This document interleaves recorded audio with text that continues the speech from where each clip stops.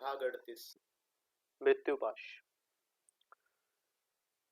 महाराज दधिवाहन कुंडनी के उज्जवल उन्मादक रूप पर मोहित हो गए। कुंडनी के यौवन, मत नयन और उद्वेजनक ओष्ठ, स्वर्ण देहयष्टि, इन सब ने महाराज दधिवाहन को कामांध कर दिया। वे उस पर मोहित होकर ही उसे अपनी कन्या चंद्रभद्रा की सखी बनाकर रंग महल में लाए थे। पर जब उन्होंने जाना कि वह कुमारी है और पर्शपुरी का वह रत्न विक्रेता कोई ऐसा वैसा व्यक्ति नहीं, सम्राटों के समकक्ष संपत्तिशाली है, तो महाराज के मन में रत्न विक्रेता की कन्या से विवाह करने की अभिलाषा जागृत हो गई। आज बैशाखी पर्व का दिन था। इस दिन महाराज की आज्ञा से कुमारी चंद्रभद्रा ने अपनी सखी कुंडनी के आतिथ्य में नृत्य पान गोष्ठी का आयोजन किया था। उसमें महाराज दधिवाहन ने भी भाग लिया था। अर्धरात्रि व्यतीत होने तक पान नृत्य गोष्ठी होती रही। कुमारी अस्वस्थ होने के कारण जल्दी ही शयनागार में चली गई। कुंडनी महाराज दधिवाहन का मनोरंजन करती रही। वह चषक पर चषक सुवासित मध्य महाराज को देती जा रही थी। अवसर पाते ही महाराज ने दासियों और अनुचरों को वहां से चले जाने का संकेत किया। एकांत होने पर महाराज ने कहा, सुभगे कुंडनी, तुम्हारा अनुग्रह अनमोल है। देव तो इतना शिष्टाचार एक साधारण रत्न विक्रेता की कन्या के प्रति प्रकट करके उसे लज्जित कर रहे हैं। नहीं नहीं कुंडनी, तुम्हारे पिता के पास अलौकिक रत्न है, पर तुम सा एक भी नहीं। किंतु देव, आपके महल में एक से बढ़कर एक रत्न है। नहीं प्रिय कुंडनी, मुझे कहने दो, मैं तुम्हारा अधिक अनुग्रह करना चाहता हूँ। देव की क्या आज्ञा है। कुंडनी प्रिय, मैं जानता हूँ तुम अभी अदत्ता हो। क्या तुम चंपा की अधीश्वरी बनना पसंद करोगी? कुंडनी ने हंसकर कहा, तो देव मुझे पट्टराज महिषी का कोप भाजन बनाना चाहते हैं। लीजिए एक पात्र, परंतु अनुग्रह सहित। कैसा अनुग्रह देव? इसे उच्छिष्ट कर दो प्रिय। अपने मृदुल अधरों का एक अनुरस इसमें मिला दो। प्रिय कुंडनी, एक अनुरस। यह चंपाधिपति की मर्यादा के विपरीत है देव। चषक लीजिए। अभी मैं आपको काल नृत्य का अभिनय दिखाऊंगी। तो यही सही प्रिय कुंडनी, तुम्हारा नृत्य भी दिव्य है। कुंडनी ने चषक महाराज के मुंह से लगाकर नृत्य की तैयारी की। धीरे धीरे उनके चरणों की गति बढ़ने लगी। महाराज दधिवाहन स्वयं मृदंग बजाने लगे। कुंडनी ने प्रत्येक सम पर महाराज के निकट चुंबन निवेदन करना प्रारंभ कर दिया, और हर बार उस दुष्प्राय चुंबन को प्राप्त न कर सकने पर चंपाधिपति अधीर हो गए। नृत्य की गति बढ़ती गई और मृदंग का गंभीर रव उस टूटती रात में एक उन्मत्त वातावरण उत्पन्न करने लगा। उस एकांत रात में अनावृत सुंदरी कुंडनी की मनोरम देह नृत्य की अनुपम शोभा विस्तार कर रही थी, और काम वेग से महाराज दधिवाहन के रक्त की गति असंयत होती हो गई थी। कुंडनी ने अपनी चोली से थैली निकाली और उसमें से महानाग ने अपना फन निकालकर कुंडनी के मुंह के साथ नृत्य करना प्रारंभ कर दिया।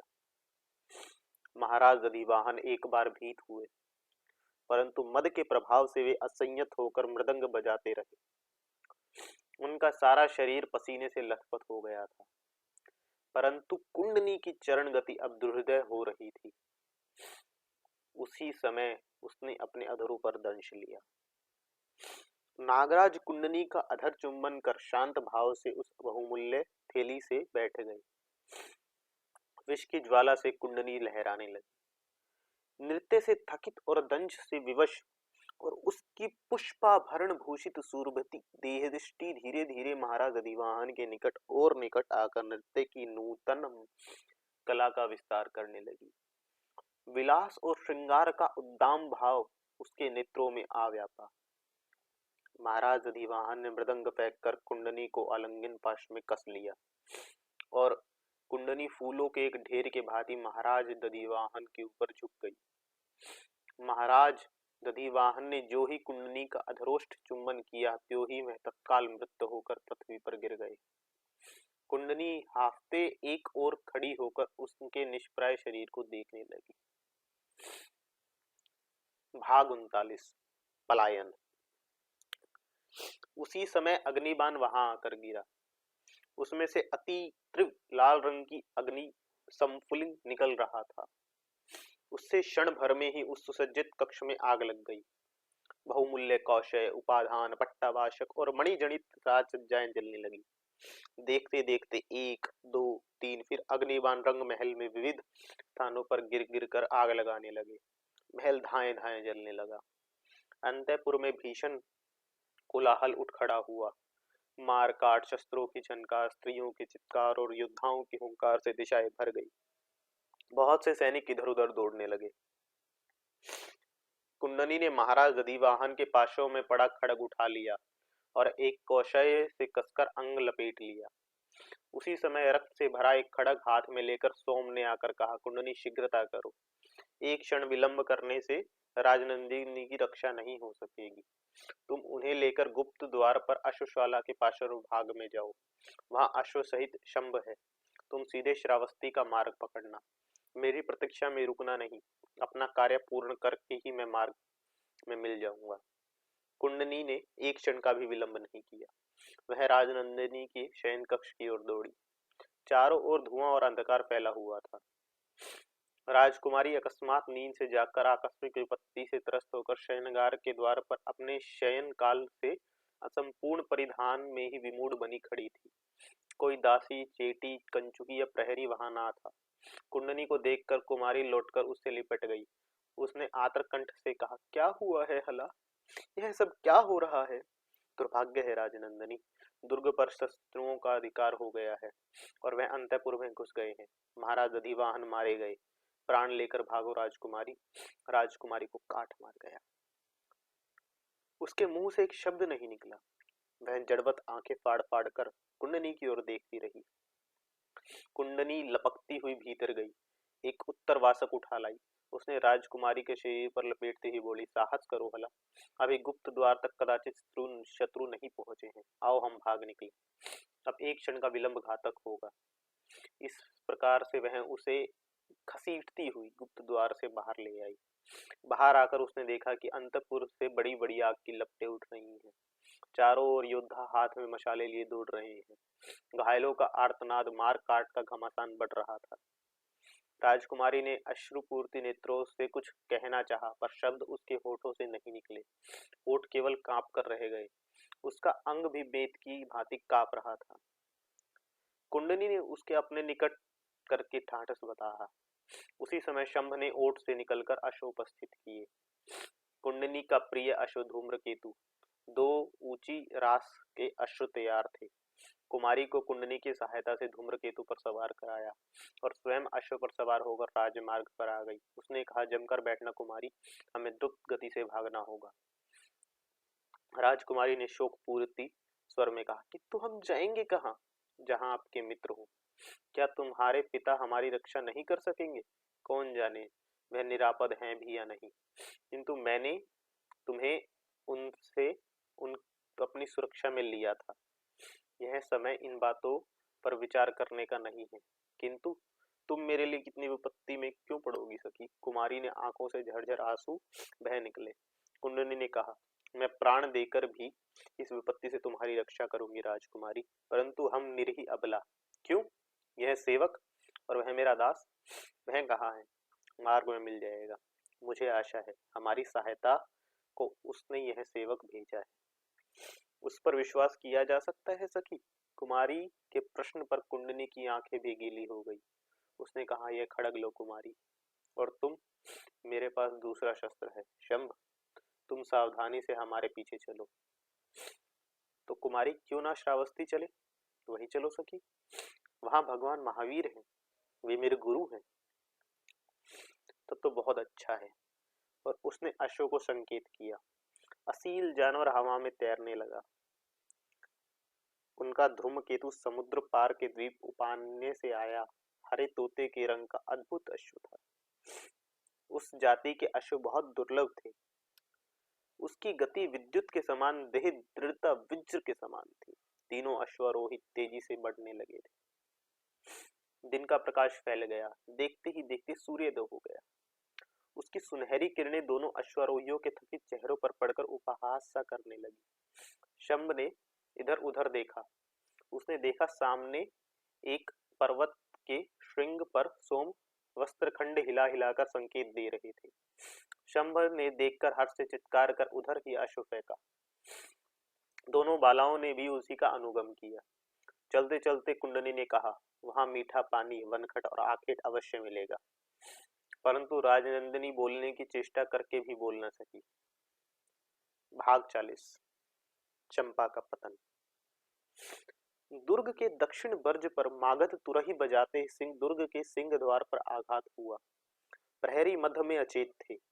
एक दो जो कुछ सचेत थे, उन्होंने कहा, कौन है? बाहुक ने कहा, पिशाच होगा। एक चषक मांगने आया है। वह मैं नहीं दूंगा, तुम प्रियो मित्र। उसने भांड प्रहरी के मुंह पर लगा दिया, परंतु भांड में एक बूंद भी मद्य न था। प्रहरी को भी पूरा होश न था। उसने भांड में हाथ डालकर कहा, तुम गधे हो सामंत, मद कहाँ है? क्या मैं गधा हूं? ठहर पाजी। बाहुक ने गर्दन में बाह डालकर गला दबोच दिया। प्रहरी दम घुटने से छटपटाने लगा। इसी समय पेट के बल रेंगते आकर एक आदमी ने खड़ग उसके कलेजे में पार कर दिया। उसी क्षण 3-4 आदमी इधर उधर से निकल आए और उन्होंने प्रहरी के वस्त्रों से चाबी निकालकर द्वार खोल दिया। जो एक दो प्रहरी अभी होश में थे, उन्होंने कुछ बोलने की चेष्टा की, पर वे तुरंत मार डाले गए। फाटक खुल गया और सेनापति धड़धड़ाते हुए दुर्ग में घुस गए। उन्होंने दौड़कर दक्षिण ध्वज पर मागध झंडा फहरा दिया। क्षण भर में ही मारकाट मच गई। परंतु जो ही महाराज अधिवाहन का मृत शरीर लाकर चौगान पर टांगा डाला गया, चंपा के सैनिक के छक्के छूट गए। इसी समय पूर्व में सफेदी दिखाई दी और उसी के साथ चंपा में विद्रोह के लक्षण दिखाई देने लगे। सूर्योदय होते ही विद्रोह अग्नि फूट पड़ी। सैकड़ों नागरिक जलती मशाले और खड़ग लेकर नगर की आग लगाने और लोगों को मारने काटने लगे। हाट, वीथी और जनपद सभी बंद हो गए। चंपा जय हो गया। एक दिन व्यतीत होते होते दुर्ग और नगर सर्वत्र मगध सेनापति चंडभद्र का अधिकार हो गया। उन्होंने एक ढिंडोरा पिटवाकर प्रजा को अभय दिया तथा नई व्यवस्था कायम की। अब उन्हें सोम का स्मरण हुआ। उन्होंने सोमप्रभ को बहुत ढूंढा, परंतु सोमप्रभ का उन्हें पता नहीं चला। किंतु चंद्रप्रभा का भी तो कोई पता नहीं लगा। राजकुल की अन्य स्त्रियों का समुचित प्रबंध कर दिया गया। महाराज अधिवाहन का मर्यादा के अनुरूप अग्नि संस्कार किया गया। भाग 41। वादरायण व्यास। वैशाली के ठीक ईशान कोण पर वैशाली और राजगृह के अर्धमार्ग मार्ग पाटलिपुत्र से थोड़ा पूर्व की ओर हटकर गंगा के उपकूल पर एक बहुत प्राचीन मठ था। वह मठ वादरायण मठ के नाम से प्रसिद्ध था। उस मठ की भारी प्रतिष्ठा थी। देश देशांतर के सम्राटों, सामंतों के समय समय पर अर्पित गाम, सुवर्ण और गौ और भू संपत्ति से मठ बहुत संपन्न था। राजा और सभी जनों का वहां नित्य आवागमन बना रहता था। मठ की ख्याति और उसकी प्रतिष्ठा जो दिग दिगंत में फैली थी, उसका कारण भगवान वादरायण व्यास थे, जो इस मठ के गुरुपद थे। उनके चरणों में बैठकर देश देशांतर के बटुक विविध विद्याओं का अध्ययन करते थे और ज्ञान संपदा से परिपूर्ण होकर अपने देशों को लौटते थे। भगवान वादरायण कब से इस मठ के अधीश्वर हैं, यह कोई नहीं जानता। न कोई यही कह सकता है कि उनकी आयु कितनी है। वे आज जैसे हैं वैसा ही लोग न जाने कब से उन्हें देखते आ रहे हैं। भगवान वादरायण धवल कौशल धारण करते हैं।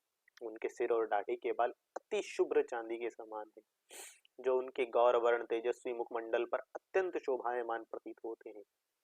उनकी संपूर्ण दंतकंती बहुमूल्य मुक्ता पंक्ति के समान शोभित होती है। उनका अनवरत मृदु मंद हास्य शरद कौमुदी से भी बढ़कर शीतल और तृप्तिकारक है। वे बहुत कम शयन करते हैं। अपराह्न में केवल एक बार ही हविष्याहन आहार करते हैं। आज तक किसी ने उन्हें क्रुद्ध देखा होते नहीं देखा। उनका पांडित्य अगाध है और उनकी विचारधारा असंदिग्ध। उनकी दार्शनिक सत्ता लोकोत्तर है। वे महासिद्धि, त्रिकालदर्शी और महापुरुष विख्यात हैं। उनका कद लंबा, देह दुर्बल किंतु बलिष्ठ है। नासिका उन्नत, लाट प्रशस्त, नेत्र मासल, संदिग्ध और महातेजवान है।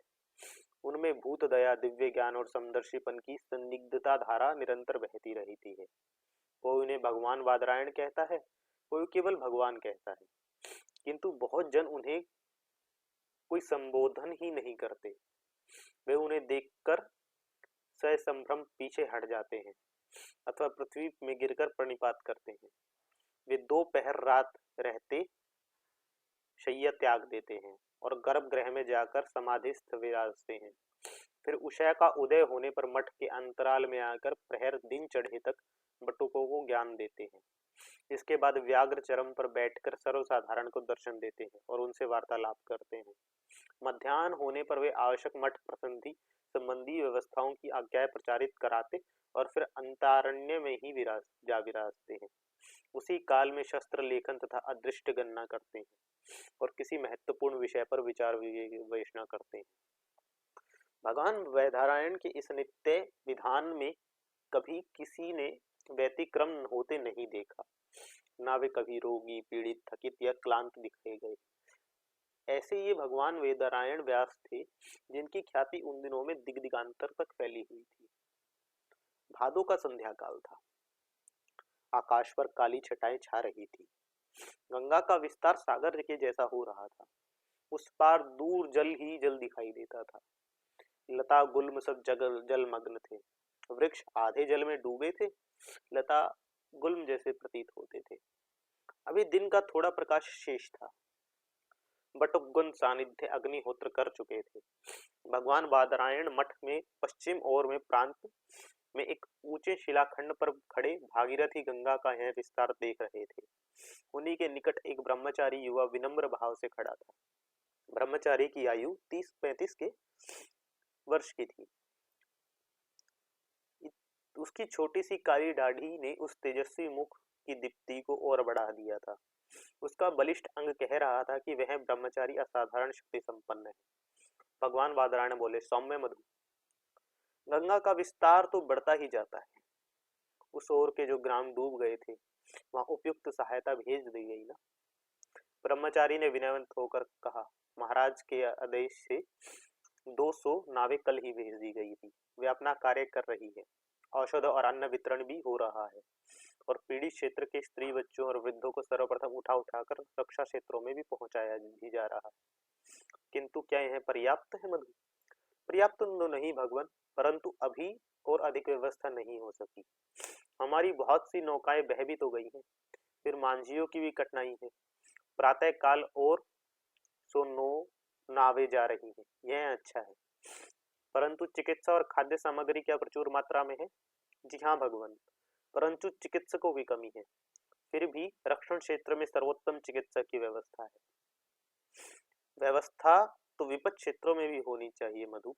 ये सभी ग्रामवासी अति निरह हैं और इस बार तो उनका घर बार धन्य धान्य सभी बह गया, क्यों ना? भगवान बादरायण की वाणी करुणा से आर्द्र हो गई। ब्रह्मचारी ने कहा, सत्य है, परंतु भगवान वैशाली और राजगृह से चिकित्सक बुलाए गए हैं। उनके आने पर सब व्यवस्था ठीक हो जाएगी और बाढ़ का जल घटते ही मठ की ओर से उनके घर द्वार निर्माण करने एवं बीज देने की यथावत व्यवस्था हो जाएगी। ऐसा ही होना चाहिए। परंतु क्या गणपति को तुमने सहायता के लिए नहीं लिखा? ये ग्राम तो वज्जीगण के ही है। जी हाँ भगवान, लिख दिया है। आशा है उपयुक्त सहायता शीघ्र मिल जाएगी। भगवान बादरायण हर हर करती गंगा की अपरिसीम धारा को देखते रहे। फिर कुछ देर बाद संदिग्ध स्वर में कहा, ठीक है मधु, सांध्य कृत्य का समय हो गया है, चलो अब भीतर चले। परंतु मधु, आज एक संभ्रांत अतिथि आने वाले हैं। वे गंगा की राह आएंगे या राजमार्ग की, यह कह नहीं सकता। दोनों ही मार्ग अगम्य हैं, परंतु वे आएंगे अवश्य। तुम उनकी प्रतीक्षा करना। और उनके विश्राम आदि के यत्न से सम्यक व्यवस्था कर देना, और उषा काल में उन्हें मेरे पास गर्भगृह में ले आना। बटुक ने मस्तक नवाकर आदेश ग्रहण किया और फिर आगे आगे भगवान बादरायण व्यास और पीछे पीछे ब्रह्मचारी दोनों मठ की ओर चल दिए। धन्यवाद।